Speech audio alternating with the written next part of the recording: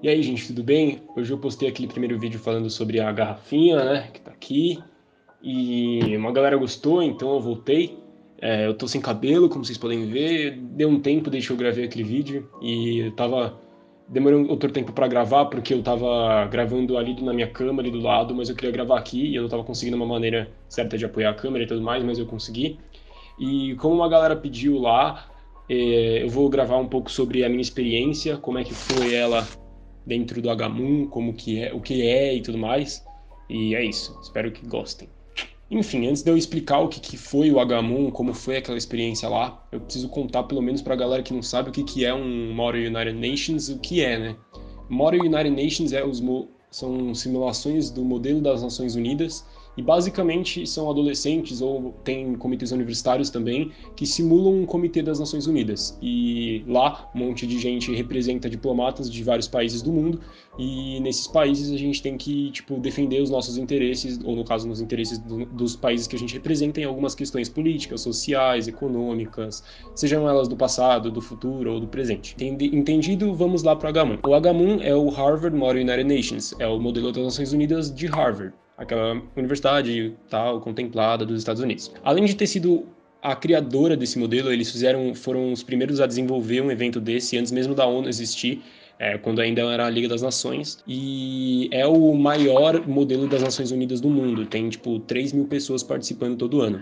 E o Abaco, que é a escola que eu me formei no ensino médio, é uma das 5 escolas do Brasil que vão para lá todo ano praticamente. E todo ano na minha escola é rolado uma seletiva para quem vai, são sempre 8 alunos, e no ano que eu estava no terceiro, eu fui selecionado para ir. Lembrando que no último vídeo eu contei mais ou menos que eu saí da viagem de formatura para ir para essa viagem, e basicamente eu soube que eu ia para o Hmoon em julho de 2018 e eu fui para o Hmoon em janeiro de 2019.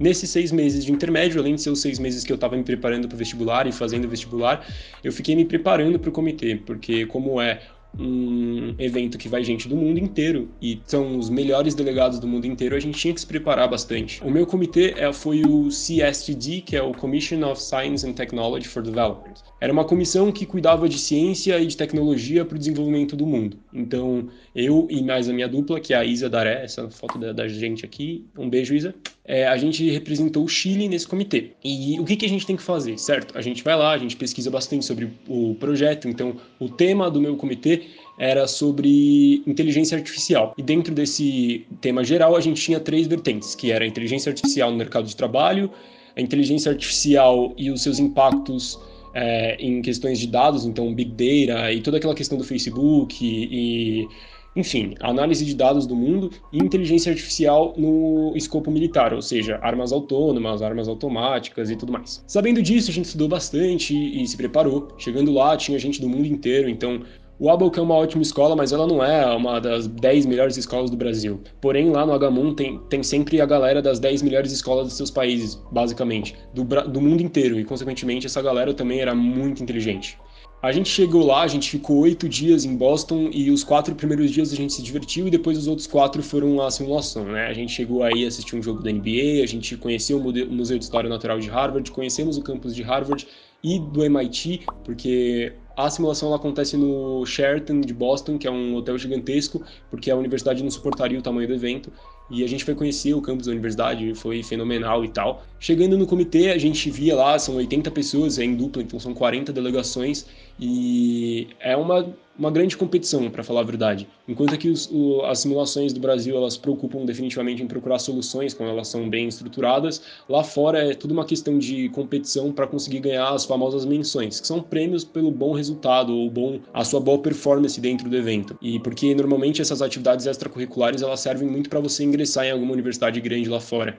Aqui no Brasil não é muito usado, mas lá é muito importante. Então, se você quiser entrar numa Ivy League, que são MIT, Harvard, Columbia, NYU, você precisa ter ou Yale, por exemplo, você precisa ter esses certificados, né? O grande objetivo do Abaco, por mais que não é o mais importante, era conseguir dessas menções. O Abaco nunca conseguiu nos 10 anos que a gente vai para lá, praticamente, e eu e a Daré, a gente estava muito focado em conseguir esse prêmio, por mais que não era nosso maior objetivo, eu queria muito, eu sou muito competitivo para quem me conhece. Como vocês podem ver, já está um pouco mais escuro, porque já está mais tarde, eu estou regravando isso porque a minha bateria da minha câmera estava acabando, Enfim, vamos lá. Eu estava contando como é que foi o comitê, né? A gente chegou lá e o primeiro dia basicamente é só os discursos iniciais, você mais fala, dá a primeira impressão para as pessoas e consegue conquistar alguns aliados. E basicamente como funciona a estrutura do cronograma, digamos assim, do comitê, são várias sessões durante os 3 dias, 4, né, de comitê, quase 4. E basicamente o que você tem que fazer é dar o seu ponto de vista, falar o que você acredita, o que a sua nação acredita e conquistar aliados, né? Então, no primeira sessão, ali no primeiro dia, a gente se aliou à China, que era um comitê muito bom, os dois delegados eram muito fortes, e a gente criou um bloco ali, conquistou alguns aliados. E basicamente até o meio do segundo dia, podem existir quantos blocos quiserem, e no fim desse dia a gente se juntaram em 5 blocos que acreditavam das mesmas coisas e se aliaram. E a partir daquele momento, os 5 blocos apresentaram seus 5 documentos, e no Abaco, acho que ninguém conseguiu, até aquele ano, apresentar documento. A gente apresentou, junto com a delegação da China, o nosso documento, que chama Working Paper, né, que é o documento de trabalho, e a gente foi uma das delegações que apresentaram. Então, se não me engano, eram 42 delegações, e se eram 5 grupos, cada grupo, se não me engano, podiam duas delegações irem apresentar. Então, se eram 5 com 2 delegações, apenas 10 delegações apresentaram, e uma das delegações que apresentaram era o Chile, que era a gente. Eu, junto com o Druva, que era o delegado da China, apresentamos o nosso documento, isso foi bem legal. E a partir daquele momento, aqueles 5 grupos deveriam fazer merge, ou seja, oi, gente, tudo bem? Eu tô aqui editando e percebi que fiz cagada. Expliquei errado. Basicamente, nesse momento do comitê, rola o merge, ou seja, esses grupos, esses blocos, que no caso eram 5, deveriam se fundir até que se resultassem 2 finais. Basicamente, os grupos eram feitos de países desenvolvidos e países não desenvolvidos, mas não necessariamente, até porque um dos grupos era liderado pela Colômbia, e a Colômbia está longe de ser desenvolvida. Mas enfim, o nosso grupo era muito bom, ele era formado por Chile, China, se não me engano tinha Canadá, eram países que tinham países envolvidos, mas a maioria eram países em desenvolvimento, assim como os outros 2 grupos que a gente acabou se aliando. E os outros 2 grupos, um era liderado pela Colômbia, como eu disse, e o outro pelos Estados Unidos, e eles se aliaram. Assim que eles se aliaram, a gente percebeu que a única forma da gente conseguir liderar os grupos era juntar com os outros 2, que eram os outros 2 grupos formados apenas por países em desenvolvimento. E se não me engano, eram liderados por Uruguai e por El Salvador. Gente, com essa imagem linda, eu venho aqui de novo intervir no meu próprio vídeo para dizer que puta que pariu, como eu falo rápido e eu assistindo não entendi e eu participei do comitê, então eu vou tentar explicar de uma maneira mais simples. Esses 5 grupos eram mais ou menos assim. Existia o grupo dos Estados Unidos, o grupo da Colômbia, o nosso grupo, formado, liderado principalmente por mim e pelo delegado da China, pelos delegados da China, e os outros 2 grupos eram grupos basicamente feitos por países em desenvolvimento, né? Que eram liderados pelo Uruguai e por El Salvador. No fim das contas, a gente precisava fazer 2 grupos finais. Logo, o grupo da Colômbia e o grupo dos Estados Unidos, que sentavam perto, se aliaram assim que foi, né, que bateram um martelo ali para que as coisas se resolvessem. E, portanto, a gente só poderia se juntar com aqueles outros 2 grupos de países em desenvolvimento. E foi isso que aconteceu. Desculpa aí pela minha incapacidade de explicar histórias. No final das contas, a gente tinha que juntar os nossos 3 working papers, né, que eram desses 3 grupos que a gente se aliou, o meu e o meu e da China com os outros 2. Assim que a gente conseguisse juntar esses 3 working papers, a gente teria um draft resolution, ou seja, uma resolução, um rascunho da resolução do comitê. E aí seriam 2 resoluções que seriam votadas para saber a ganhadora dessa resolução. Beleza, e aí entra o problema. Assim que rolou o Unmod, que era um debate não moderado, todo mundo levanta, a Isa ficava dentro da sala fazendo seus discursos e eu ficava lá fora na parte de negociações da sala e montando os documentos com o Druva, e a gente ficou lá trocando ideia e fazendo acordos com a galera dos outros 2 grupos, que infelizmente eram maioria do nosso grupo total, digamos assim, e chegamos num acordo. E cara, sendo bem sincero, as cláusulas desses 2 grupos de países em desenvolvimento eram muito ruins perto das nossas. E cláusulas são aquelas partes do documento que falavam das soluções do nosso comitê. E realmente eram muito ruins as cláusulas deles. E óbvio que se a gente tinha, sei lá, 16 cláusulas no nosso Draft Resolution, 8 ou talvez 12 dessas cláusulas eram nossas e não deles, porque as deles eram muito ruins. O que aconteceu? Tudo isso aconteceu até o horário do almoço do sábado. A gente foi almoçar e eu e o Drew, a gente já começou a se preparar porque a gente também ia apresentar o nosso Draft Resolution. A gente mandou o Draft Resolution para a mesa diretora, estava tudo certo. E quando a gente voltou do almoço, a primeira coisa que aconteceu foram os líderes daquele grupo, daqueles outros 2 grupos, então El Salvador, Uruguai, eles chegaram para a mesa, apontaram que o documento que a gente mandou para a mesa como o Draft Resolution do grupo não era o documento certo. No fim das contas, eles enviaram outro documento que não tinha nenhuma cláusula nossa. Eles pegaram os outros 2 grupos que eles estavam, né, que é o grupo liderado pelo El Salvador e o grupo liderado pelo Uruguai, eles juntaram o documento deles e mandaram para a mesa, cagou para as nossas cláusulas. O que aconteceu? As cláusulas deles eram uma merda. E a gente não tinha nenhuma cláusula no documento. E eles meio que, tipo, fizeram um golpe e tiraram a gente de lá. E rolou mó treta, tipo, teve que rolar uma votação, e como eles eram maioria, eles ganharam. Aí a mesa ficou meio puta com a gente, porque isso acontece muito lá no H-Mundi, tipo, a galera arrancar a cláusula dos outros pra ganhar voto e ganhar menção e tal, mas não era o que a gente tinha feito, muito pelo contrário, a gente rolou, tipo, se você olhasse o nosso documento que a gente enviou, que era o documento com as cláusulas de todos os grupos, por mais que tinham mais cláusulas nossas, tinham cláusulas deles, e se você olhasse o documento deles, não tinha cláusula nossas. Então, tipo, não fazia sentido. A gente chegou, eu e o Drew, a gente conversou com a mesa, explicou pra eles o que tinha acontecido, e aí a mesa analisou e tudo mais, e ela chegou pra gente e falou assim, cara, dá pra ver que o documento de vocês é muito melhor que o deles, e as cláusulas de vocês são muito mais contundentes, mas agora eu também não posso fazer nada. O que eu sugiro pra você é o seguinte, e vamos lá de novo, voltando pro cronograma. Depois que existem 2 documentos de resolução do comitê, tem uma parte do comitê que são as emendas, que basicamente tipo, a gente se discute e faz acordos para que rolem emendas dentro dos documentos com algumas cláusulas. E se não me engano, a gente pode mandar até 4 ou 8, agora eu não vou lembrar. O que importa a gente chegou à conclusão de que na hora a gente ficou muito puto e falou, mano, vamos pro documento da Colômbia e dos Estados Unidos, que definitivamente é muito melhor que o deles e vai ganhar, mas a gente pensou, não, é muito mais fácil eles aceitarem as nossas emendas, porque os 2 documentos de resolução tinham opiniões diferentes dentro do comitê, né? Então algumas coisas a gente não poderia colocar no outro grupo porque a gente não acreditava no que eles estavam falando, e acreditava definitivamente no que o nosso grupo que nos trapaceou, por mais que eles nos trapacearam, a gente ainda acreditava no que eles falavam, pelo menos em uma parte. E foi o que a gente fez. A gente chegou, analisou todas as nossas cláusulas, separamos as 4 ou 8 principais, agora eu não vou lembrar, e a preparamos e apresentamos como proposta de emenda.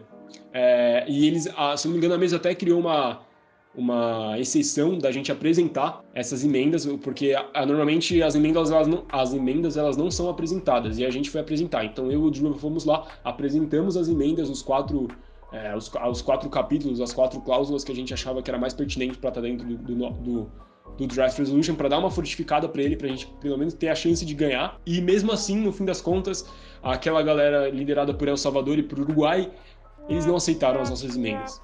E aí, basicamente, não tinha nenhuma cláusula feita pela gente dentro da resolução final. E aí rolou a votação e tudo mais. A nossa delegação do Chile e a delegação da China, a gente opinou. A gente pensou que a gente não ia votar, então a gente se absteve de votar contra ou a favor de tais resoluções. O que aconteceu? A resolução de Colômbia, Estados Unidos, se não me engano a Alemanha estava com eles também, Rússia, passou e ganhou, obviamente, e a resolução dos países em desenvolvimento que tentou trapacear a gente não ganhou. Beleza, acabou o comitê, todo mundo tirou foto, agradeceu e tudo mais, eu fiquei muito puto, imaginem já, que eu sou extremamente competitivo, e depois que acabou o comitê, se não me engano acaba antes do almoço, a gente vai almoçar, e no fim da tarde tem a resolução, né, que todo mundo do evento se junta e eles começam a anunciar as menções. Foram 8 menções dadas para o nosso comitê, das 42 delegações, 8 receberam menções. E se você pensar, nossa rua, lá nos working papers você estava entre as 10 que apresentaram os primeiros documentos? Sim, eu estava. Porém, rufem os tambores! Eu não estava entre as 8 que receberam as menções. Hello, darkness, my old friend. Eles dividiram as menções entre os 2 grupos que apresentaram as resoluções finais, ou seja, tanto o grupo que ganhou, como Colômbia, Estados Unidos, Rússia, quanto Coreia do Sul, quanto o grupo dos países que trapacearam a gente, El Salvador, Uruguai e tudo mais. E para surpresa, quer dizer, para minha surpresa não, mas para surpresa de todos, Uruguai, El Salvador, tinha outros 2 países lá que eu não vou lembrar, mas que também ganharam menção, e eu não, e nem China. E do outro lado, obviamente, merecidamente, Colômbia, Estados Unidos, Coreia do Sul ganharam menção. Agora, algumas ressalvas. que é impressionante e é legal de falar. E isso são teorias, tá? Então, a partir de agora, não é o Juan falando racional, é o Juan opinião, beleza? Dentro do meu comitê, a mesa era formada por 2 americanas, uma turca, uma coreana e eu não vou lembrar a quinta, eram 5 mulheres, as 5 faziam Harvard. Americano ganhar menção, isso é normal, até porque eles têm uma facilidade maior com a língua inglesa e tudo mais. Agora, por incrível que pareça, a delegação que representava o El Salvador eram turcos. E da mesma nacionalidade que a menina da mesa, da mesma maneira que os delegados que representavam, se eu não me engano, da mesma maneira que os delegados que representavam a Coreia do Sul eram chineses. Eu acho que era isso. Eles eram chineses. Eles representavam a Coreia do Sul da mesma maneira que a mesa que era chinesa também. Então é meio que tem essa coisa de o país que você veio, você dá menção para esse país. Isso é uma opinião minha que já aconteceu em outros comitês do Agamon que pessoas do Abaco participaram, então não é algo tão inacreditável. Mas enfim, finalizando, moral da história, eu percebi que é muito difícil você confiar em alguém que você não conhece, que é bem complicado, você tem que tomar cuidado com isso. Por mais que eu fiquei muito revoltado, foi uma experiência muito importante para mim, foi algo que eu acho que eu não vou ter oportunidade de participar de novo. O Agamon universitário é muito mais difícil de entrar, até porque eu não faço nenhuma faculdade que tem propriamente uma relação com o Agamon, ou seja, relações internacionais, direito, economia. Eu acho que assim, por mais que aconteceu muitos problemas durante o evento e eu fiquei extremamente revoltado com essa situação, foi uma experiência muito importante para mim, porque hoje em dia eu levo as coisas de uma maneira geral, as minhas habilidades de debate e de negociação elas foram muito, muito, muito aprimoradas durante o evento, porque, querendo ou não, o nível de lá é muito mais alto que o nível das simulações daqui, e isso é muito legal. E além de eu ter conhecido o sotaque inglês de várias pessoas, isso foi muito legal. E basicamente é isso, cara. Eu sempre falo pra galera do Abaco mais nova que quer ir, que vá, que faça de tudo para ir. Eu cancelei uma viagem de formatura para ir e valeu muito a pena. Eu não tenho aqui, eu deve estar guardado no meu armário o meu certificado, mas eu tenho um certificado com o meu nome de Harvard. Isso é muito importante pro meu currículo, para, enfim, várias coisas. E é isso, gente. Esse vídeo ficou enorme de novo. Eu agradeço muito por você ter assistido até aqui. Se você gosta, se você estiver no IGTV, curta, comenta alguma coisa. Se você estiver no YouTube, dá like aí, faz aquelas coisas que eu não sei explicar direito. E eu fico muito feliz. Até mais.